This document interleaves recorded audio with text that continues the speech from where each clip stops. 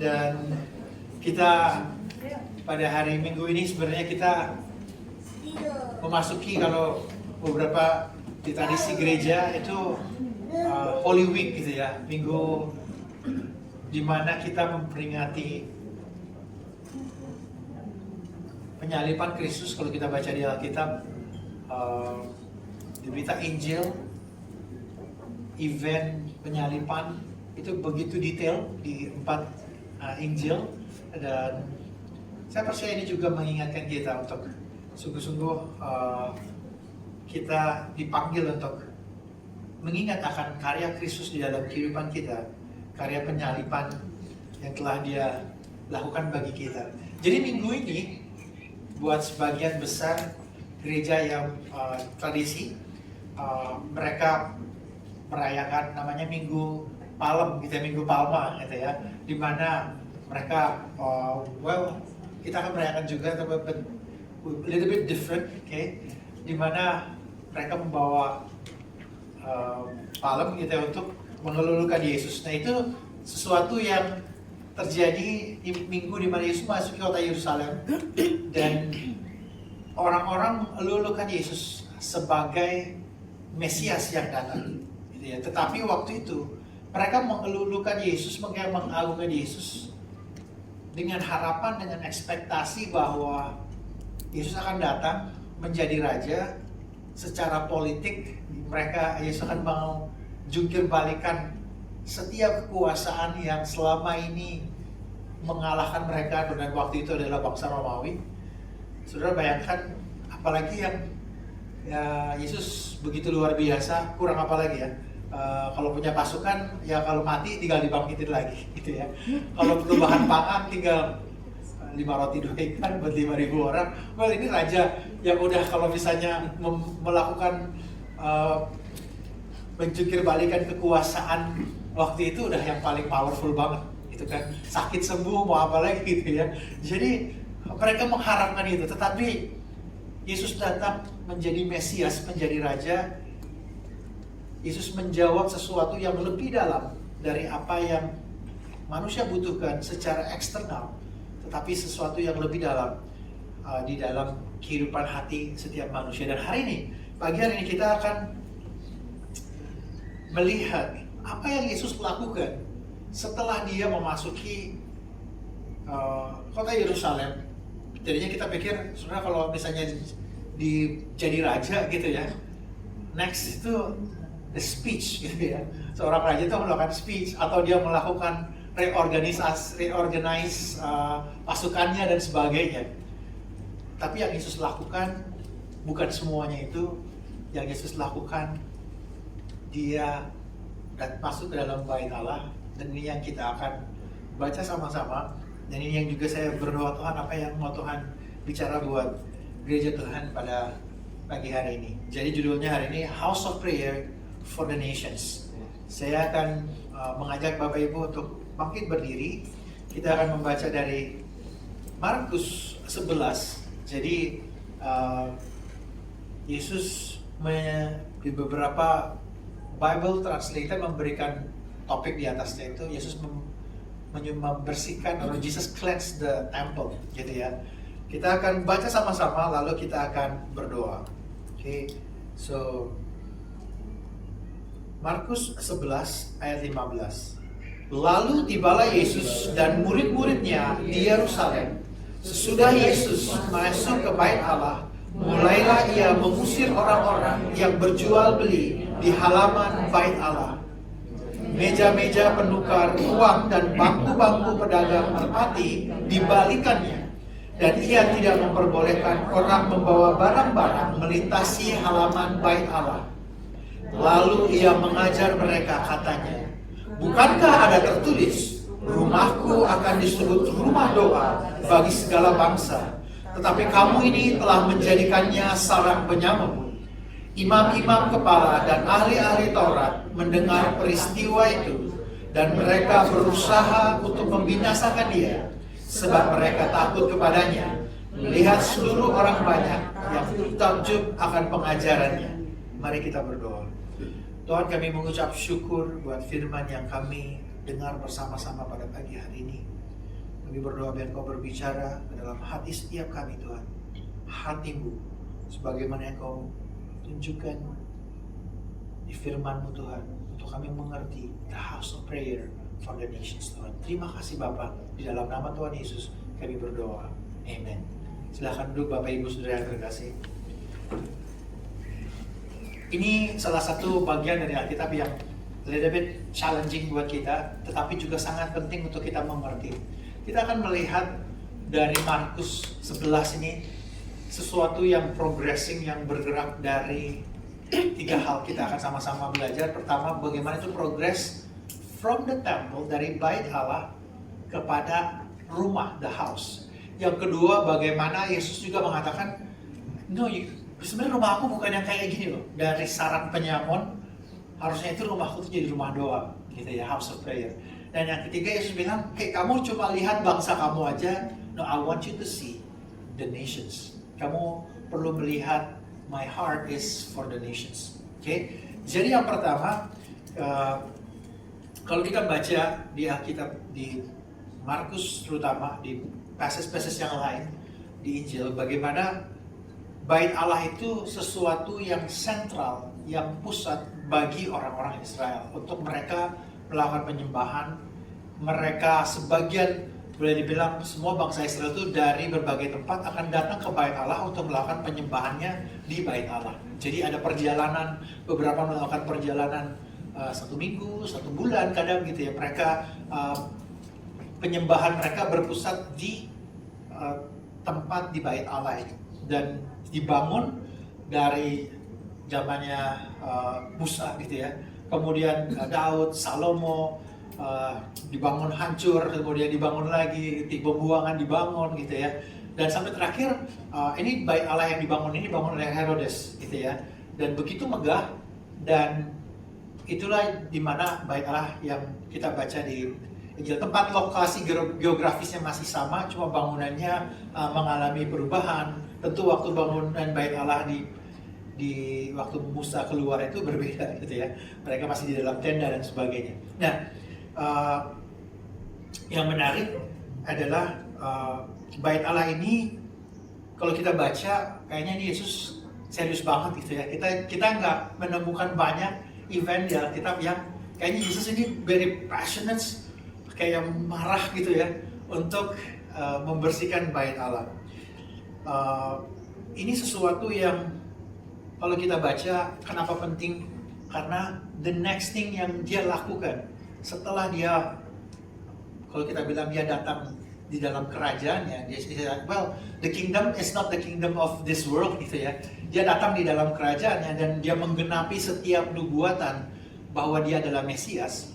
Dan Yesus, the nextnya dia masuk ke bait Allah, yang dia lakukan, dia membersihkan bait Allah itu. So what does it mean buat kita?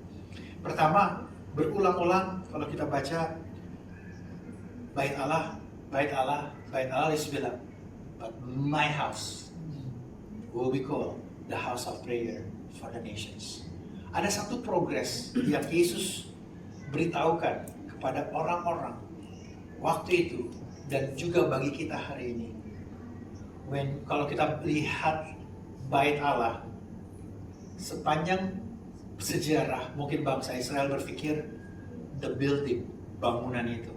Makanya waktu bilang, apa sih kamu lakukan ini semua, apa tandanya bagi yang kami misalkan tanda buat kami? Yesus bilang, hancurkan bait Allah ini, 3 hari kemudian aku akan membangunnya kembali. Jadi waktu itu pusat berpikirnya mereka adalah bangunan ini. Semua penyembahan pusatnya di dalam bangunan ini, dalam ritual yang mereka lakukan. Tapi waktu Yesus bilang, no, it's not this building, but it's my house, gitu ya. Apa bedanya just a building? Buat orang Israel waktu itu, pola berpikir mereka semuanya berpusat kepada ritual bangunan. Tapi Yesus bilang, no, I want you to look at it. It's not just the ritual, tetapi it's the relationship. Karena bangsa Israel, mungkin nggak cuma mereka, tapi kita juga bisa punya tendensi melihat semua ritual itu sifatnya transaksional. Transaksionalnya gini, oh Tuhan aku datang nih, aku udah menyembah gitu kan. Sekarang bagiannya Tuhan kamu harus berkatin aku. Ya. Aku datang nih Tuhan, aku udah kasih persembahan. Mungkin kita bisa kayak gini ya, kasih persembahan ini harus 30, 60 atau 100 kali lipat gitu ya. Saudara pernah berpikir seperti itu? Ada waktu lagi di depan saya juga berpikir seperti itu. Jadi Yesus bilang, no, I want you to look at this. It's not the building, it's not just the ritual. It's okay, it's fine dengan ritual, dengan hal-hal yang liturgis dan ritual. Nggak ada yang salah dengan itu. Tetapi waktu kita hanya melihat itu saja, kita kehilangan hubungan yang Dia ingin kita miliki. Dan Yesus mengatakan, my house will be called the house of prayer. Karena pada akhirnya bangunan Bait Allah ini di sekitar tahun 70 itu benar-benar dihancurkan, dibakar dan tidak ada lagi. Jadi tidak ada pusat penyembahan lagi kecuali apa yang Yesus bilang di dalam dirinya. Jadi setiap dari kita adalah Bait Allah. Dan waktu Yesus mengatakan, hey, I want to tell you that my kingdom is not just about this building, that this kingdom is about my house. It's about my relationship with you. Jadi sesuatu yang Tuhan ingin kita miliki dalam hal hubungan. Saudara agak kalau saudara pikiran baik-baik ya, saya renungkan di dalam banyak hal ada bagian dari kehidupan kita yang sifatnya transaksional. Misalnya ya vendor kita gitu ya. Kalau kita beli sesuatu ya kalau ada yang lebih murah, lebih ini, misalnya kita mungkin cari vendor yang lebih murah, yang lebih reliable misalnya. Tapi kita tidak bisa lakukan itu di dalam hubungan, gitu ya. Misalnya hubungan sama teman gitu, wah kamu kalau lagi nggak ada finansialnya lagi susah gitu kan, aduh gue juga jadi lebih susah, ya udah deh aku tinggalin. Well itu nggak relationship benar ya, itu transaksional, betul nggak? Wah kamu lagi kalau namanya hubungan itu justru di waktu-waktu yang kayak gitu kita malah will spend we invest more. Misalnya ada waktu-waktu pas teman kita lagi susah banget, lagi dia secara emosional mungkin nggak stabil gitu, mungkin ya udah can I have a time gitu ya. Kalau kita melihat dari sisi hubungan, okay, I'm gonna drop everything and I'm gonna take my time to spend time with you, betul nggak? That's how relationship is. Dan bagaimana dengan hubungan itu sesuatu yang kalau kita boleh jujur, kalau hubungan itu kita terus melakukan adjustment setiap saat, nggak enak, nggak nyaman, betul nggak? Saya nggak bisa set misalnya ya sama istri saya nih tanggal ulang tahun, terus kemudian wedding anniversary gitu ya.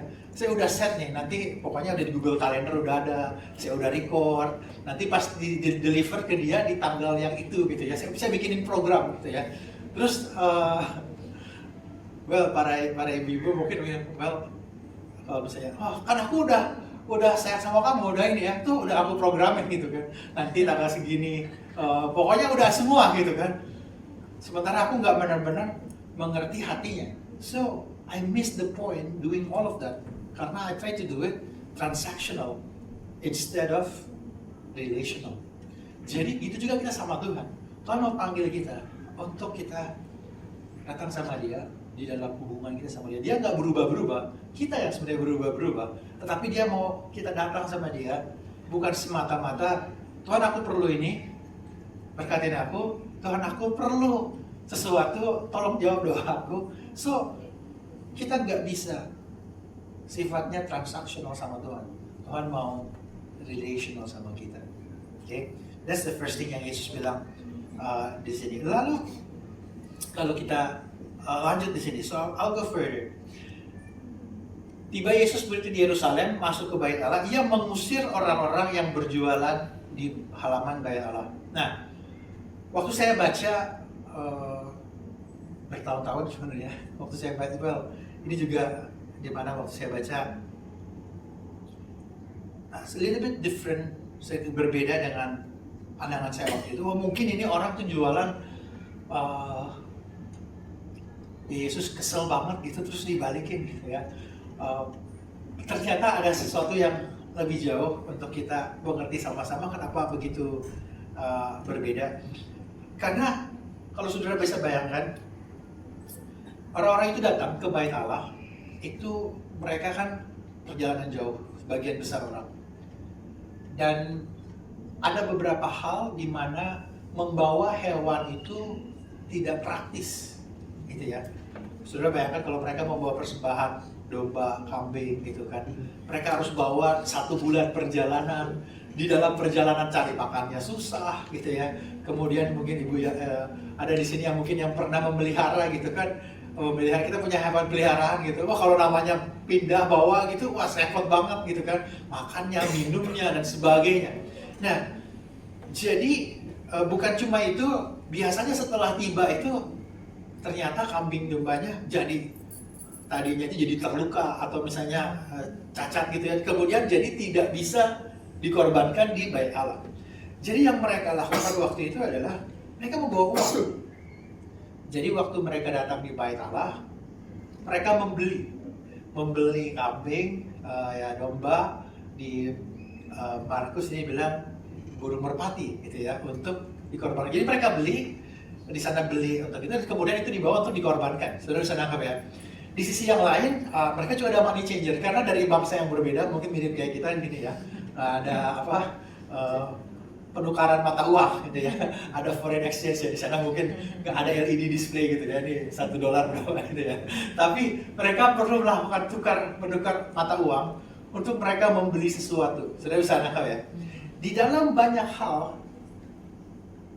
apa yang mereka lakukan sangat membantu. Sudah bisa nangkap. Membantu dong, maksudnya karena mereka pada datang perlu membawa sesuatu dan membawa hewan itu sangat susah dan gak enak buat mereka, dan ini begitu praktikal. Nah, Yesus marah sampai dibalikin semuanya. Ada hal yang marahnya itu kenapa? I wanna go further. Dia bilang, rumahku disebut rumah doa bagi segala bangsa, tapi kamu menjadikannya sarang penyamun. Oke, ini terjemahannya agak susah. Beberapa dari saudara mungkin kita jarang pakai kata penyamun, gitu ya. Well, the word robbers, some itu juga arti katanya juga pencuri, gitu ya. Nah, the dance of robbers ini, umum waktu itu biasa kan kalau para perampok itu mereka merampok, mencuri, gitu ya, menjarah dalam jumlah besar, tuh, dan mereka nggak ada kayak gini ya, maksudnya nggak ada OJK gitu kan. Jadi dilikuidasiin dulu terus disimpan di bank, itu kan nggak ada. Jadi mereka merampok itu dalam jumlah besar, mereka harus simpan, gitu ya. Nah, simpannya itu di mana? Di gua-gua. Jadi kata dens itu atau sebenarnya gua, gitu. Jadi tempat di mana para perampok itu menyimpan hasil jarahan mereka. Dan Yesus bilang, kamu sudah bikin rumah aku ini jadi tempat di mana kamu menjarah dan kamu taruh di situ hasil jarahan kamu, gitu ya. Buat mereka it's very offended, gitu. Dan kayaknya jadi kamu bilang sama kita ini semua itu perampok gitu kan. Keras banget. Dan Yesus bilangnya juga very intentional karena ini sebenarnya mengutip dua, yang satu dari Yesaya, yang satu dari Yeremia 7 ayat 11. Tetapi apa yang Yesus bilang is this: my house, it should be the house of prayer, not the dens of robber, gitu kan. Yesus lagi bilang, hey, you have to see that my house is a place of worship. Kalau kamu cuma make it just for practical, you missed it. What does it mean in terms of practical? Buat orang-orang waktu itu practical, tetapi yang this is very hard, kira-kira kayak gini. Saudara, kalau kita baca, I will just go the temple. Jadi ukurannya itu yang di tengahnya aja itu lebih besar dari stadion GBK. Saudara bisa bayangin ya. Nah, saya belum pernah jujurnya, belum pernah pergi sini, tapi it's so big, so huge. Jadi mereka tuh ada banyak pintu masuk kanan kiri. Nah, yang Yesus lakukan itu dia membersihkan kalau sudah Gentiles courtyard. Itu tempat di mana orang-orang yang non Yahudi mereka bisa masuk ke bait Allah hanya sampai di situ. Oke. Nah, buat orang Israel yang tinggal di situ terutama, sedikit banyak nggak pengaruh. Nggak pengaruh dalam arti gini, karena mereka penyembahnya bisa masuk sampai ke dalam, nggak sampai yang ruang maha kudus yang di paling dalam, tapi mereka bisa masuk ke tempat di mana orang-orang Yahudi beribadah. Nah, orang-orang yang dari daerah itu datang, mereka tuh nggak bisa masuk ke sana. The Gentiles itu cuma bisa masuk sampai di halaman di situ. Jadi kalau mereka mau menyembah, mereka cuma bisa menyembah di halaman itu. Okay? For the Jews, buat orang Yahudi, ini yang mereka lakukan waktu itu. Mereka jual kan, tapi jualnya itu mahal. Istilahnya very profitable. Saudara bisa bayangin, saya pernah ya di zaman dimana birokrasi begitu dari birokrasi yang buruk terjadi di negara kita gitu ya, dimana kalau mau memperbanyak sesuatu harus fotokopi gitu ya, dan fotokopinya harus di depan kantor yang di situ gitu. Saya pernah ngalamin seperti itu, dimana per lembarnya kayaknya dicekik gitu kan, tapi nggak enak banget, tapi udah karena saya butuh gitu ya, karena kalau bawa fotokopian yang dari luar, wah kurang nih, kegedean, kecilan dan sebagainya, ya udah saya akhirnya fotokopi lagi gitu kan. Saudara bisa nangkap bayangan. Nah, yang mereka lakukan, mereka menjual hewan itu dengan harga yang mahal, karena ya untuk mereka profit, saudara. Dan makanya saya bilang kamu itu perampok. Kenapa? Karena sebenarnya kamu bisa jual dengan harga yang normal, tapi kamu ngambil untung kelewatan banget. Jadi sebenarnya kamu tuh ngerampok, gitu ya. Ngerampok orangnya ini, mereka pengen menyembah Tuhan, mereka perlu sesuatu dan mereka dieksploitasi. Saudara, itu lokasinya mungkin bisa menampung lebih 75.000 orang sih kalau di beberapa Bible commentary yang saya baca, itu jumlah orang yang datang ke situ jumlahnya besar. Jadi saudara bayangkan berapa besar ini perputaran uang di sini, gitu ya. Dan waktu menjelang Paskah ini, semua orang kan datang. Semua orang begitu membawa bagian besar bawa uang, dan penukaran uangnya itu saudara ya ada fee gitu kan. Zaman mereka juga sama lah, mereka mau profit kan di dalam apa yang mereka, dan itu mereka lakukan terutama buat orang-orang yang non Yahudi. Jadi yang paling menderita di sini sebenarnya orang-orang yang non Yahudi, orang-orang yang dari daerah datang yang jauh. Kalau yang punya relasi mungkin udah oke, itu biar aku udah bayarin kambing kamu gitu, mungkin ya, saya nggak tahu. Waktu itu sekira apa yang Yesus kenapa begitu marah, karena mereka mengeksploitasi dari orang-orang yang jauh dari non Yahudi. Dan buat orang Yahudi itu bangsa di dunia itu cuma ada dua, the Jews and Gentiles gitu ya. Yang mau saya lihat, gue gak peduli lah lo mau ras lo apa, pokoknya Gentiles, that's it. Cuma ada Jews or Gentiles. Dan buat mereka, pokoknya kalau kamu nggak Yahudi ya udah, inilah rate-nya.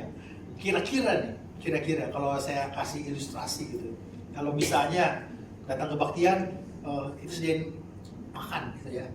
Buat orang-orang yang mealnya itu, wah kita bayar 10.000 misalnya rupiah untuk one full meal. Wah, oke dong, maksudnya murah gitu, secara ini kita bisa ini. Tapi kalau misalnya kamu tamu gitu ya, sekarang bayarannya itu 300.000 atau lebih gitu kan. Artinya mereka kalau misalnya tamu datang sini, ya kayaknya aku jadi gak bisa dong gitu ya. Mau datang ke bakti misalnya, just give you the idea. Jadi untuk yang orang-orang yang kita dekat kenal, oke lah murah gitu. Tapi buat ini, well I charge you more and then bahkan aku mengeksploitasi dari kamu. Itu menghalangi orang-orang untuk datang. Dan itu yang mereka lakukan buat orang-orang asing dan orang-orang yang datang dari jauh. Dan terutama kalau kita baca di Markus itu, dia dengan sengaja menggunakan kata yang berjualan burung merpati. Injil Markus banyak ditulis, sebenarnya ditulis untuk audiensnya orang-orang non-Yahudi, orang-orang Romawi, dan juga orang-orang yang miskin sebenarnya. Makanya dia tulis kata burung merpati, karena buat mereka waktu itu, kalau kamu nggak sanggup membeli kambing atau domba, nggak bisa bawa itu, ya kalau orang miskin boleh bawalah burung merpati. Kira-kira pembaca waktu itu, no, I am that person yang juga dihindari untuk bisa masuk ke dalam bait Allah. Makanya Yesus begitu kayaknya marah gitu ya, karena benar-benar itu adalah sebuah perampokan buat orang-orang asing yang termarginalkan waktu itu. Okay? Yesaya 56 ayat 7, aku mau bacain buat kita. Mereka akan kubawa ke gunungku yang kudus, dan kuberi kesukaan di rumah doa. Aku akan berkenan kepada korban-korban bakaran dan korban-korban sembelihan mereka yang dipersembahkan di atas mezbahku, sebab rumahku akan disebut rumah doa bagi segala bangsa. So the house of prayer di sini, first the meaning, arah maknanya bukan sekedar kita berdoa bagi bangsa-bangsa. Oke, that's fine.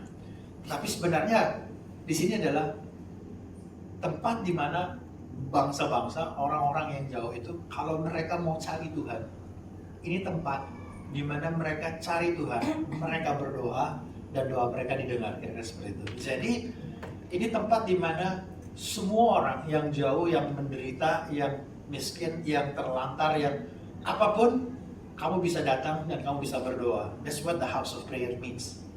Di makna di Yesaya 56. Dan di ayat di sini kalau kita baca seluruh Yesaya 56, itu buat orang Israel tuh gini. Dan itu buat bangsa yang non Yahudi juga. Yang kalau kayak kamu pikir ini enggak, pokoknya ini Gentiles yang urutannya udah nggak bisa diterima lagi, itu termasuk. Itu kira-kira di Yesaya 56 ini.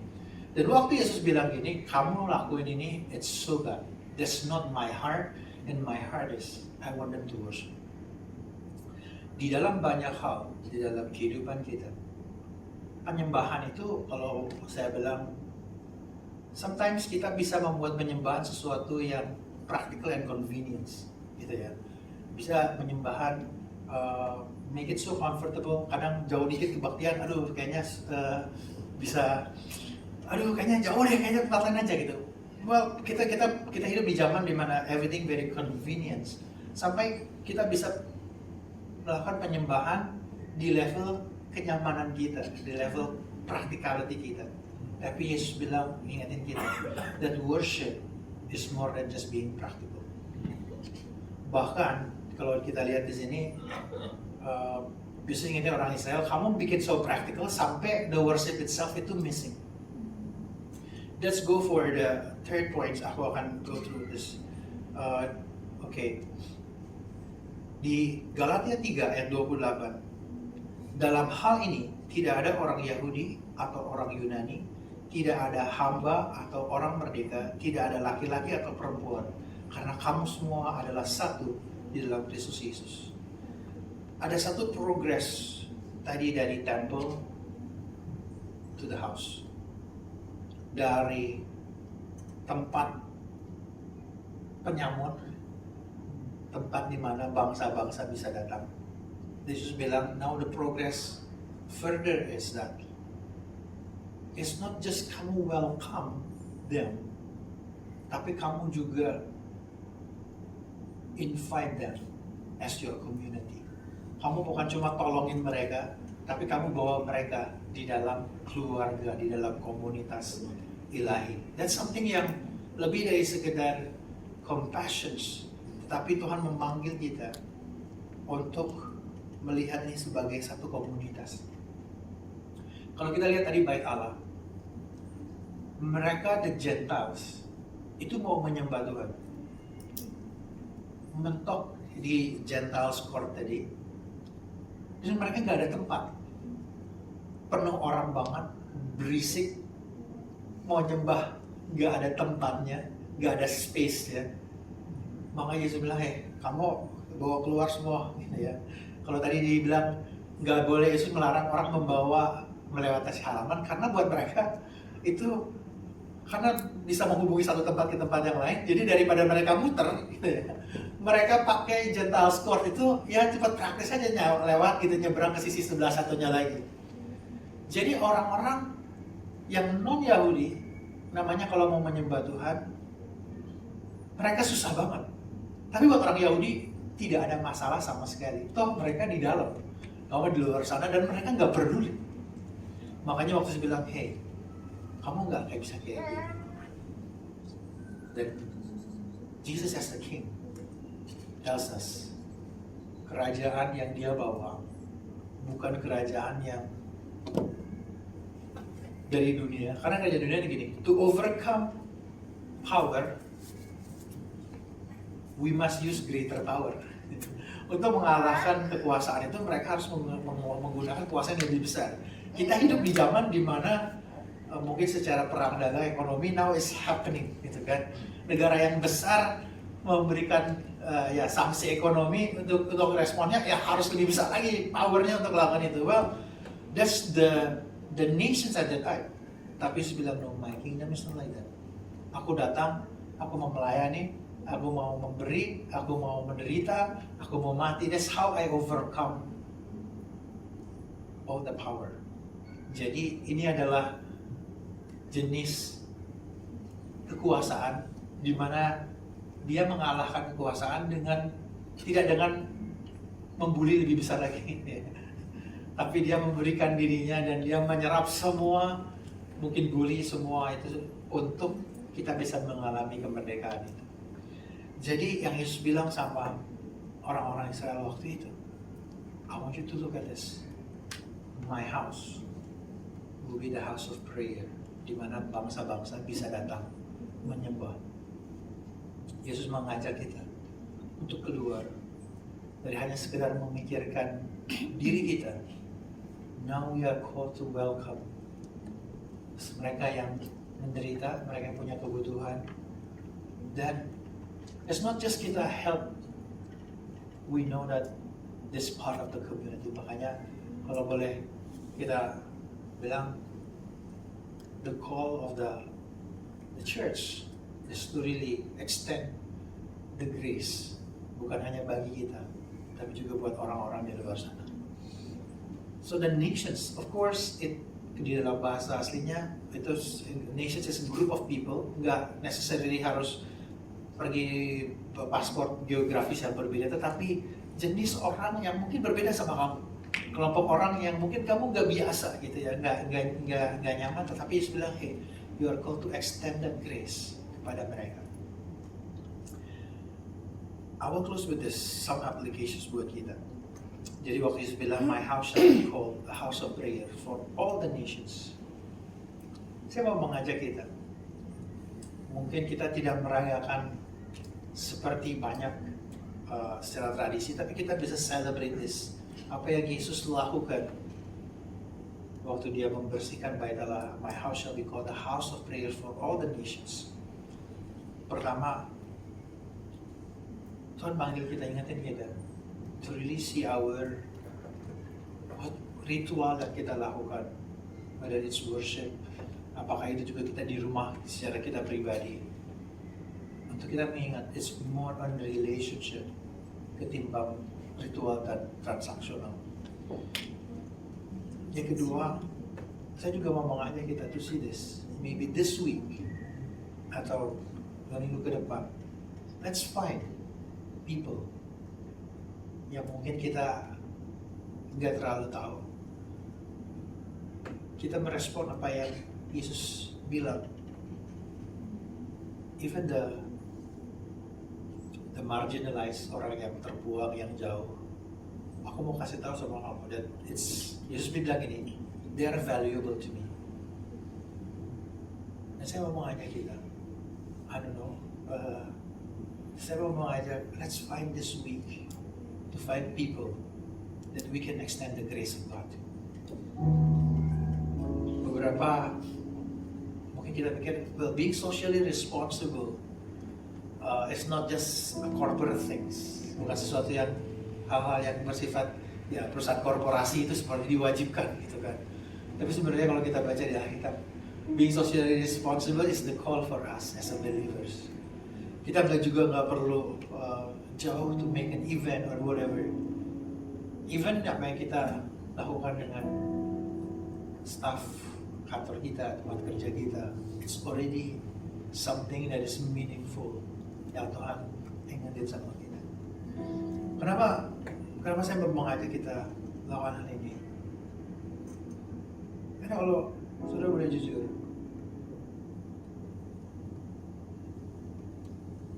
mereka yang dibully, mereka yang dibuang, mereka yang ditinggalkan. Bagaimana kita melihat, merespon mereka berhubungan erat dengan penyembahan kita. Kalau saudara di tengah keadaan saudara dibully, saudara helpless, saya mau ajak saudara merenungkan kembali.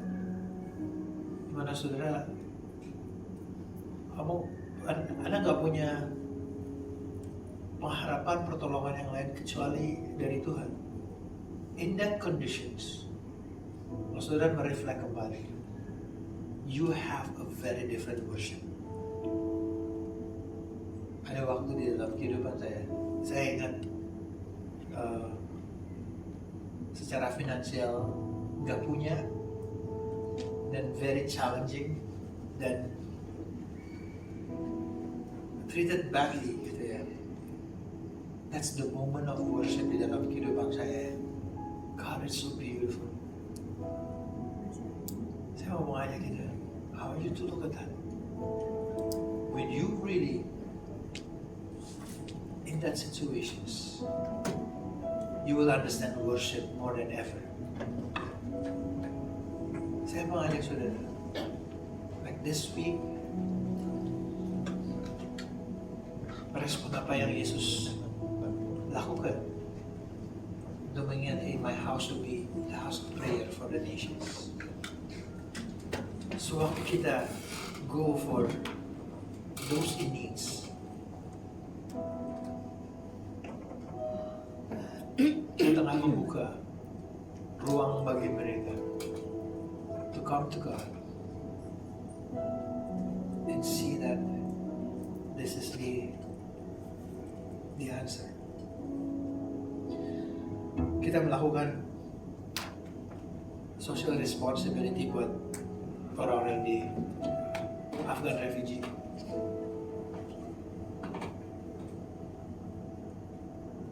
This part of the call for us as a believer. Waktu saya siapin, saya sebenarnya mau khotbahin yang lain, tapi this verse come up. Waktu mereka, orang-orang yang kita reach out, mereka menerima kasih karunia Tuhan. Mereka punya kesempatan untuk melihat, there is a God that I can worship. Tadi malam waktu kami baru mau makan malam sama-sama, saya dapat telepon dari Afghan refugee yang kita reach out tadi malam. Saya pikir, kamu perlu bantuan apa? Saya mau ngobrol apa? Dia cuma bilang, anak saya lagi sakit di rumah sakit. Apa yang saya bisa bantu? Saat ini gak ada yang perlu dibantu. Tapi dari situ, bolehkah saya berdoa buat kamu? Oh ya, tolong dong berdoa buat saya. Kalau kita nggak pergi ke sana, saya nggak akan pernah punya telepon yang seperti itu dari pengungsi di Afghanistan. Tapi bukan saya gitu. Saya pikir kalau saya nggak pernah ke sana, dia tidak pernah punya orang yang dia telepon, aku lagi ada masalah nih, aku perlu doa, bisa nggak kamu berdoa buat saya? Dia mungkin tidak punya orang lain ya, untuk lakukan itu. Saya mau mengajak kita, saya bukan hanya Afghan refugee, saya mau mengajak saudara, satu minggu ini, let's go and find someone yang in needs. Let's reach out to them. Ya kita berbeda-beda, but aku mau ngajak kita, let's be a church. Let's reach out. Saudara akan lihat bagaimana Tuhan dimuliakan. Tapi saudara akan lihat your worship is not the same. Maka Yesus bilang, my house will be called the house of prayer for the nations. Let us be the house where the nations can come and find their prayer. Amen. Mari kita bangkit berdiri. Kita akan menyembah Tuhan.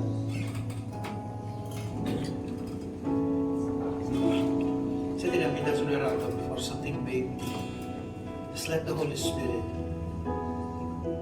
mengingatkan kita. The hardest moment in your life, this might be the moment you pray the most, you worship God the most,